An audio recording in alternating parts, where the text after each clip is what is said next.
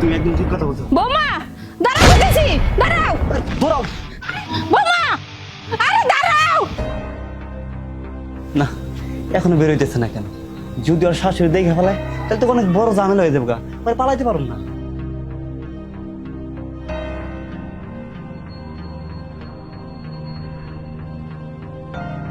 এ নাও তোমার ব্যাগ, আর এই যে তোমার টাকা।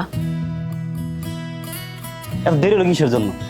দেরি হবে না, টাকা পয়সা সোনা দানা বাইর করতে তো একটু দেরি হবে, আর যে কোনো সময় আমার শাশুড়ি আম্মা চলে আসতে পারে।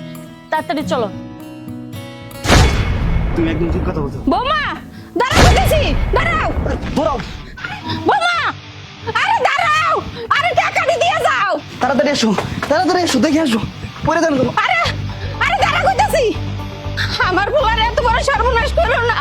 বৌমা খারাও, বৌমা আমার পোলার এত বড় সর্বনাশ করো না। বৌমা খারাও কইতাছি, বৌমা খারাও, বৌমা।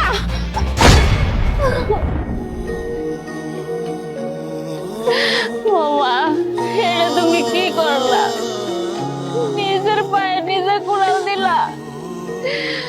তুমি নিজেও বোঝো নাই তোমার কতটুকু ক্ষতি তুমি করলা। আমার পুলারে আমি কি জব দিব? আমার বাড়ির সম্মান আমি ধরে রাখতে পারলাম না।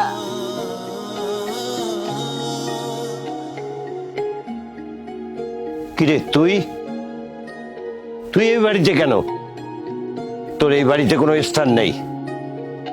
যা, এই বাড়ি থেকে বের হয়ে যা। আমি জানবো যে আমার মেয়ে অনেক আগে মারা গেছে। আব্বা আমি বড় ভুল করে ফেলাইছি।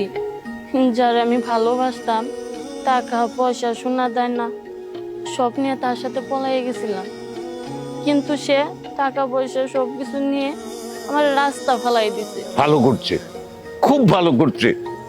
তোর মতো মেয়ের সাথে এর থেকেও বেশি কিছু করা উচিত ছিল।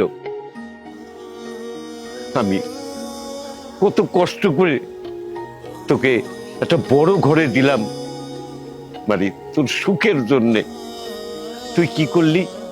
লোভ করে আর একটা ছেলের হাত ধরে চলে গেলি। তোর সুখের জন্য গেছিলি তো, কই সুখ পেলি রে? সুখ পাসনি, আবার কেন ফিরে আসলি? বাবা আমারে তুমি মাফ করে দাও। তুমি যদি আমার জায়গা না দাও তাহলে এর দুনিয়াতে কেউ আমার জায়গা দিব না। তোর মতো মেয়ের কোনো মাপ নেই। আজ তোকে যদি আমি মাফ করে দিই তাহলে সকল বাবার কাছে আমি অপরাধী হয়ে যাব। সকল বাবার কাছে অপরাধী হয়ে যাব।